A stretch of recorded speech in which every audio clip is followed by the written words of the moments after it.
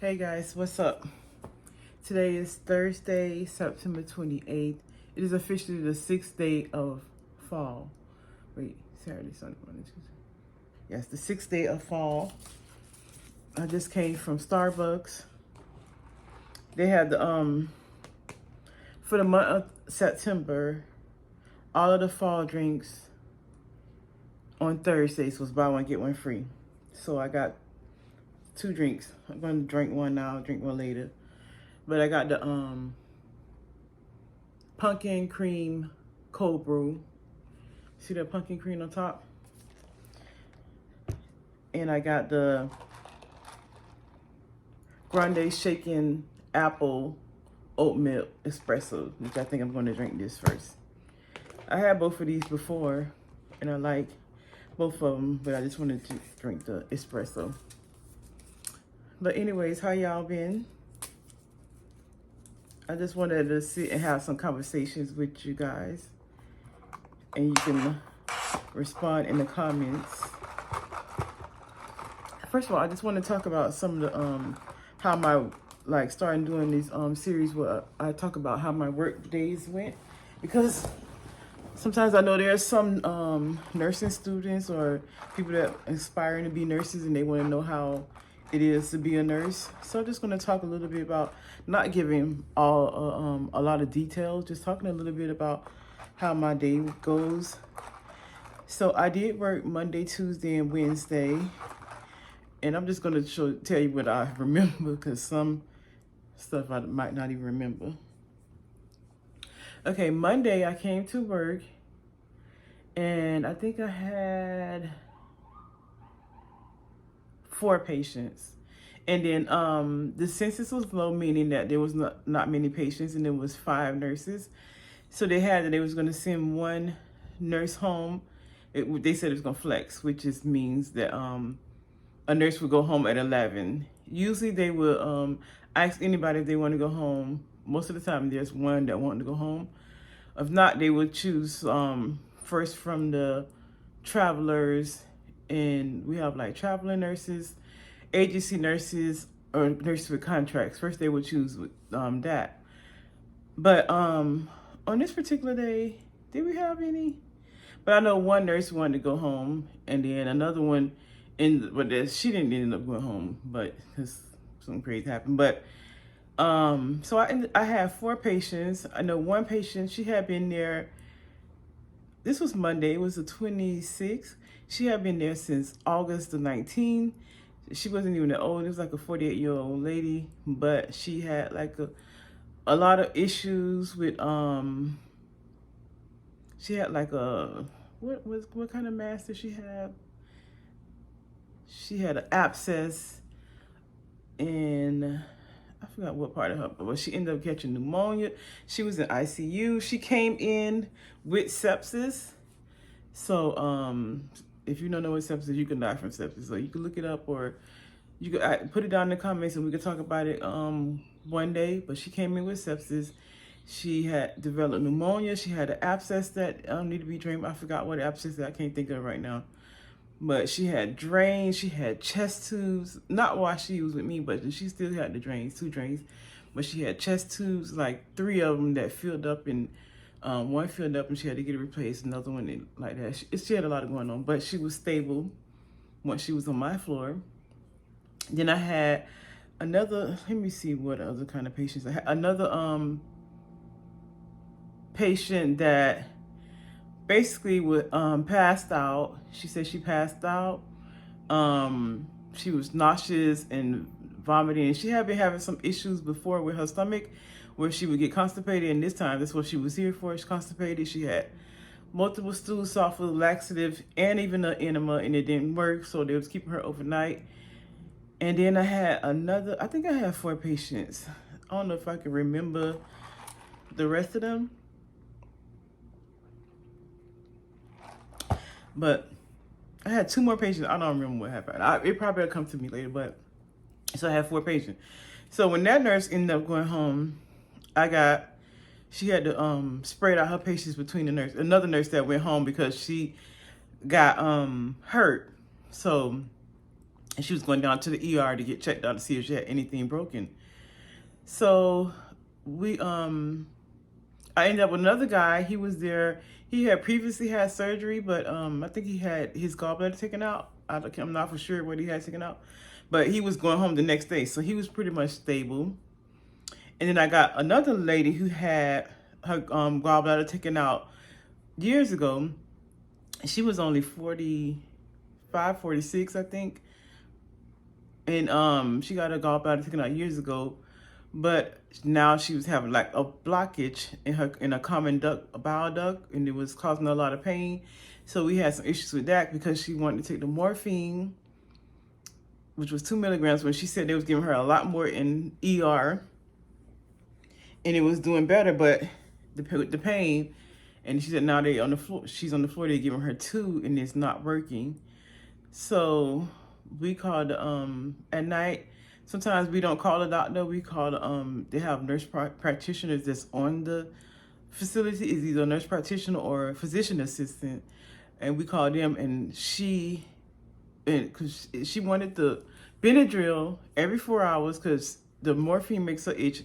She's allergic to Percocet and a lot of other medicines, so everything can make her itch. Even Dilaudid is worse than morphine with itching.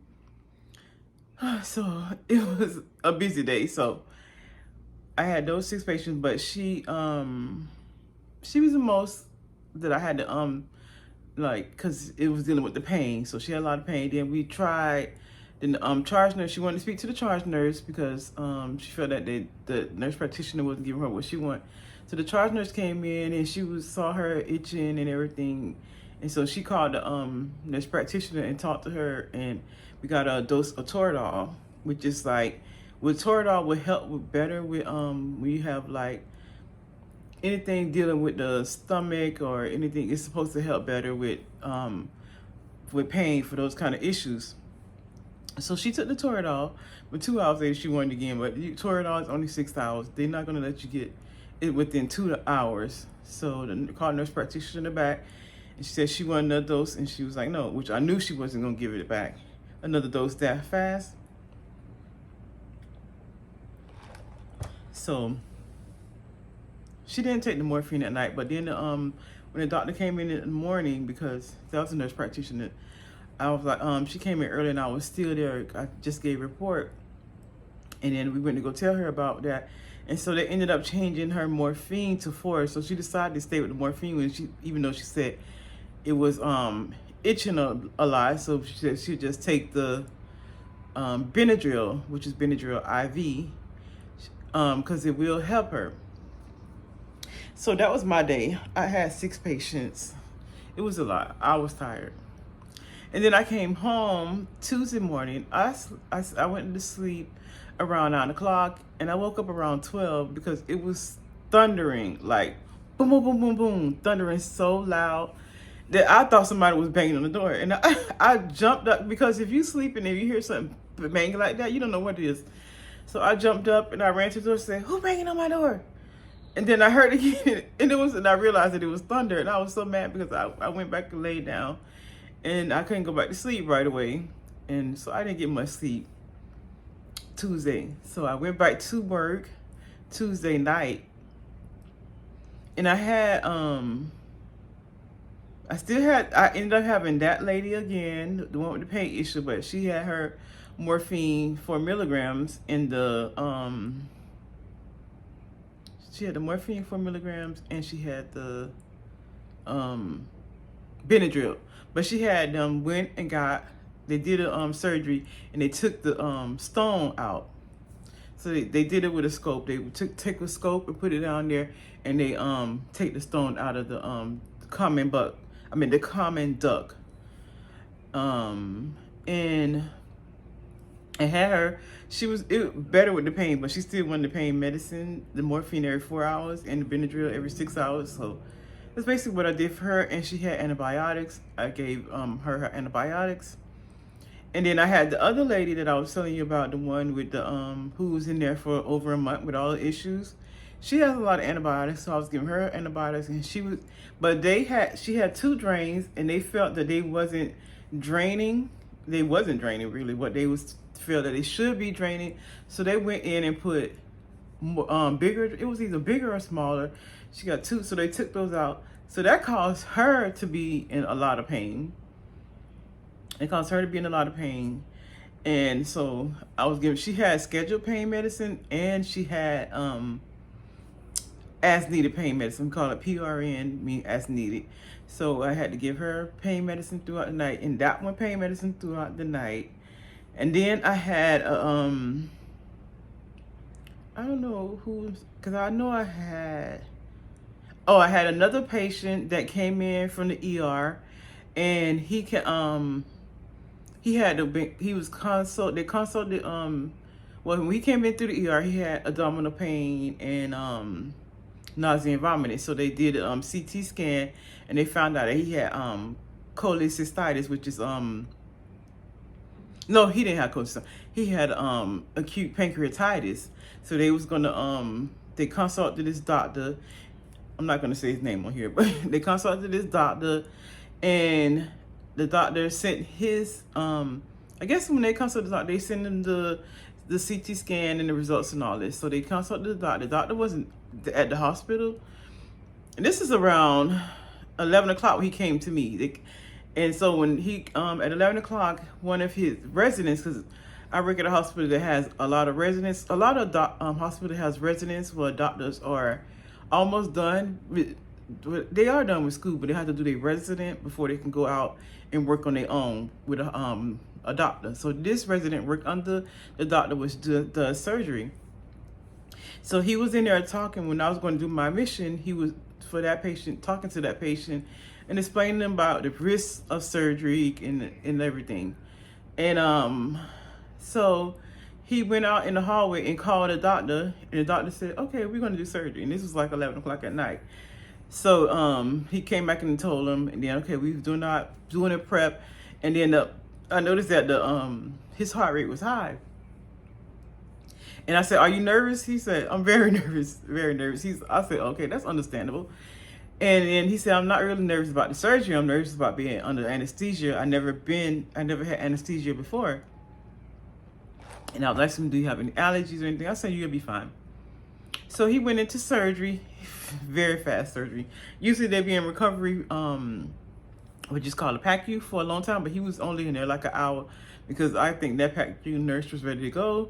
So they brought him back like around 1 o'clock, and he was fine. He just, as soon as he came, he said he was in a lot of pain. He had 4 milligrams of morphine on board. I gave him that, and he was out. He was sleeping like a baby. And then we had to, like, check on them closely and watch them and stuff. He had an oxygen, because if you have a patient that came from surgery, they had anesthesia, and you give them the pain medicine, you better make sure they have an oxygen.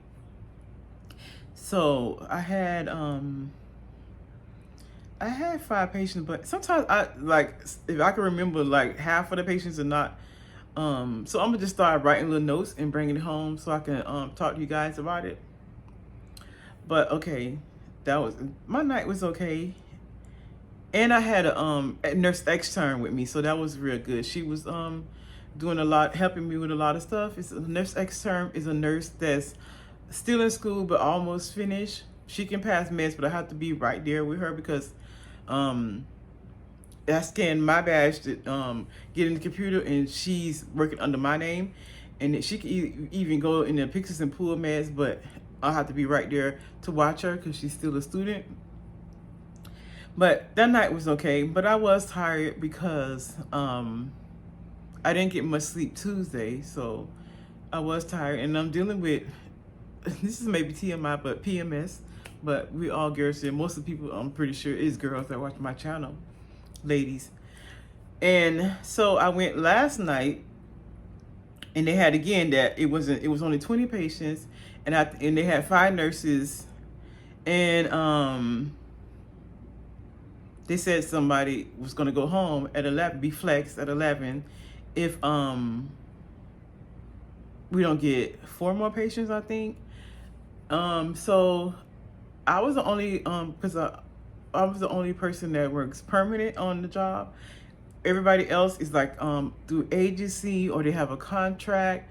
So I know that I was going to be the last person that they would choose to go home. So I told them that I wanted to go home because I really did not feel good and I was tired. That's my third night.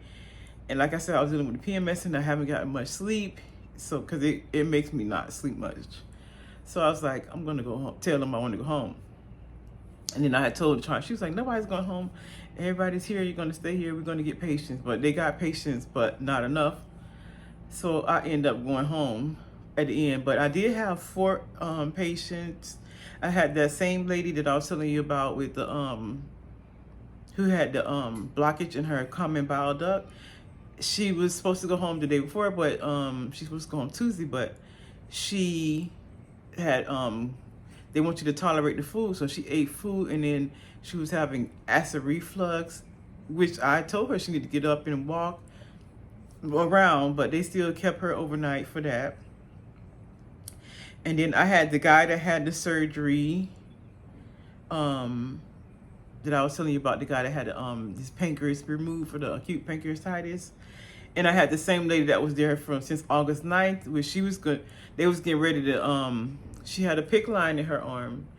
And they was getting ready, and which we get her the IVs with, preparing her to go home because she had been there so long, and she still is gonna be get antibiotics till October 13th. So they're gonna send her home, and she's gonna have a home care nurse that comes and administer the IVs.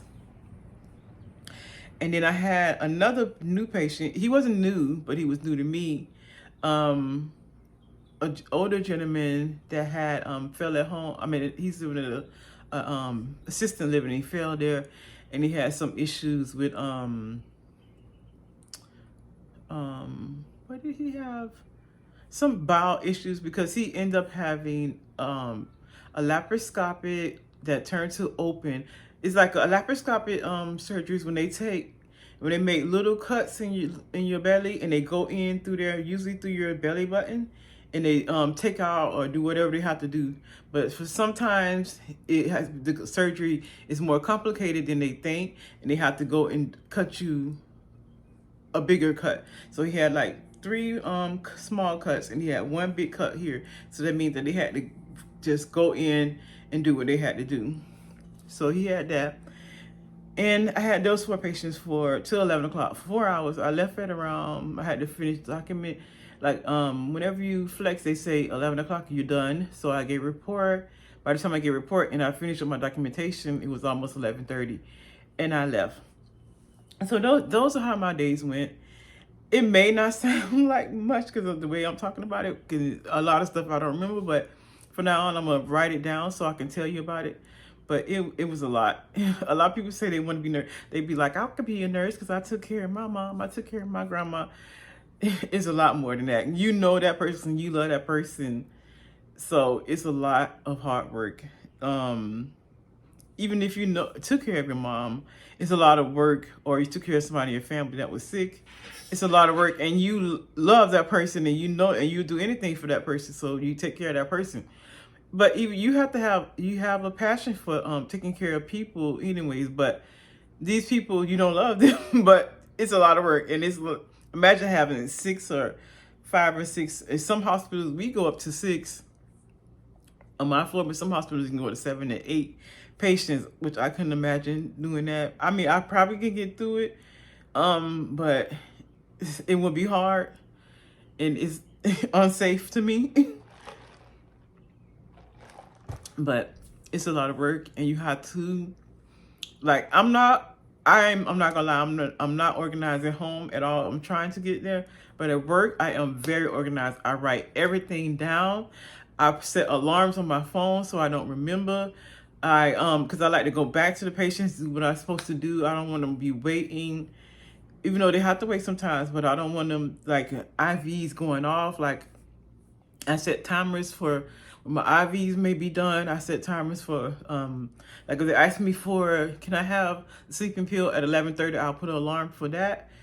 I get a list when I come in, and I write all my medications down. I check all the orders, and then I write all of my medications down, because this job don't have we take a while. They had a while in the room. I mean, the computer in the room, so we don't have a while where we can just sit and check it every so often. But at my other job, we have the while with us. So this job, you have to be very organized, because when you're going to do something, you have to make sure you have everything with you, so you don't be running back and forth trying to get things. So yeah, I'm very organized, and like I like to talk to people while I'm at work and stuff, but when I'm getting meds and stuff, I may talk a little bit, like laugh or something they said or something. But when I'm putting meds, I'm very careful, because I don't want to make a mistake. And when I'm giving meds, I'm very careful, because I do not want to make a mistake. This is somebody's life you're playing with. You have to be organized, and yeah. So that's what I wanted to talk about. If y'all have any questions about it, let me know. And we're going to be talking about some other stuff, because I want to talk about some stuff that we should be getting checked as women, like getting our breast exams, colons, and how to, like, some things you can do to prevent stones, because those things hurt. I see people balling up, grown men, like kidney stones, crying for kidney stones, drinking your water, eating the way you eat certain stuff. We're going to be talking about that. We're going to be trying to get healthy on this channel. I'm going to be trying to lose weight, and I'm going to eat healthier too. So we're going to be doing a lot of that stuff. And so I'm going to call this series Conversations with a Registered Nurse, because I'm a registered nurse and we're having conversations. And if you're a registered nurse, you can talk in the comments about certain stuff that we should be talking about, or even if you're not, if it's certain stuff that you want to know about and you want to talk about, we could talk about that. And I may even, when I get more subscribers, I may start going live so we can talk about certain stuff, because we all want to be healthy, because certain stuff that could be avoided and people be sick over, it's just sad. It's like cancer. I won't say cancer is avoidable, but cancer is very painful, and it's very sad, and it's a very long, well, for some people it's a long drag out disease. For some people, I don't see have multiple surgeries. I had one patient that I was like, sometimes you try not to get so friendly with the people, but if you see them a lot, you're going to be friendly with them, unless you're just a person that don't have a heart. But I have one patient that she was only 38, but she had cancer since she was in her 20s, her colon cancer. So she was going through that for years. And she had a 15-year-old son, and she had a colostomy and an ileostomy. And it just was so much. She was in so much pain. She was so weak that one night I had her, I was walking to the bathroom with her whenever she had to go. That's how weak she was. But like, I was actually holding her arm, because when they're weak, I hold on them too. So if they about to go down, I can like grab them. And if it's too much, I can just ease them down and they won't hurt nothing. So, but that morning when I gave this other guy a report, she was going for another CT scan, and the transportation guy came in, and she said she had to go to the bathroom, and he said, okay, I'll just stand out here. And she went to the bathroom and she fell. See, I don't play that. Like, no. Which he don't know better, because he's just a transporter who transport people from here to there. But me and her was very funny. She was nice. We was talking about cruising. She said, oh, maybe one day when I get better, we can go on the cruise, because I told her I to go on the cruise with my sons. And then she was like, you can go with your sons, and I go with my sons. We're going to Disney cruise. And she ended up dying a couple of weeks ago. And it's so sad, because like, I was friendly with her, like, and she was a nice person, and I got to know her and talk to her about her mom and stuff. And I was so sad that I couldn't make it to the funeral, because it was like on a Sunday, the day I work, and it was 5 p.m. and I have to be to work. No, it was 6 p.m. I have to be to work at 7. Even if it was 5, I still wouldn't be able to come. But it was so sad. Like, and there was a couple more ladies that died that was in their 30s and 40s from colon cancer. Colon cancer is no joke. It's no joke. I'm 46 years old. I haven't had a colonoscopy yet, but I'm getting ready to get one because this is the age you should. 45, you should, especially if you have a history of it, you need to be getting it. They say 50, but you have to talk them into it. You tell them, no, I want to get it done now so they can catch stuff early. Don't wait till you're 50 and you may have a problem and they tell you you're at stage 4 cancer. No. If you have run of your family 45, 46, you need to be going to get a check. Because these women, this woman was in her 20s. There's some in their 30s that started. When she got it, she was like 25. And she had a young child. So, yeah, you need to go get checked. Okay, so I'm sitting here waiting on my sons to come home. My other son get out of school like it's 2:24. And my big sons get out at 2:40, but I usually leave 2:45 at 2:50 because I wait till that traffic die down and then I go get them, especially when I'm working, but I'm not working tonight. I didn't do much today. When I got home, I watched a little bit of YouTube, then I fell asleep. I took a shower, and this morning I ended up going to Dollar Tree and Publix. Dollar Tree, I got some food items. As a matter of fact, I got some snacks and did I get snacks?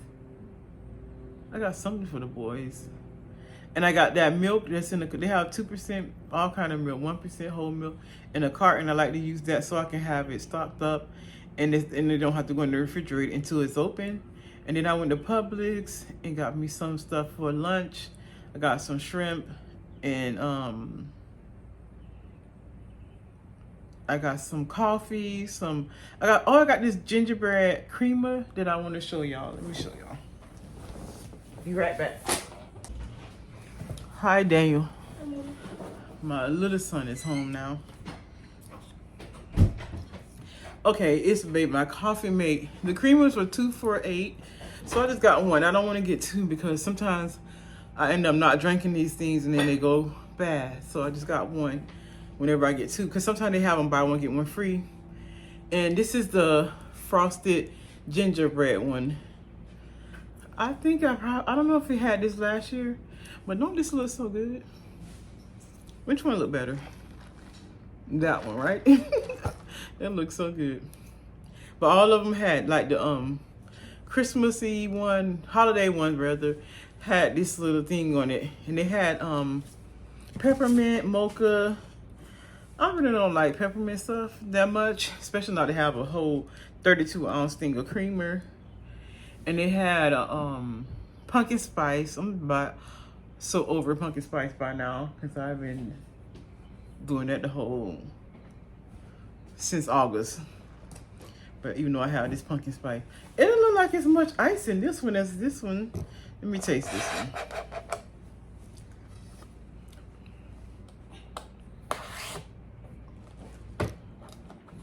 So what y'all been up to? Let me know in the comments.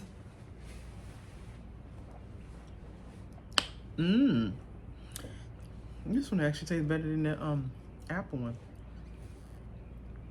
It tastes a little bit more sweeter. I'm drinking out of 2 drinks.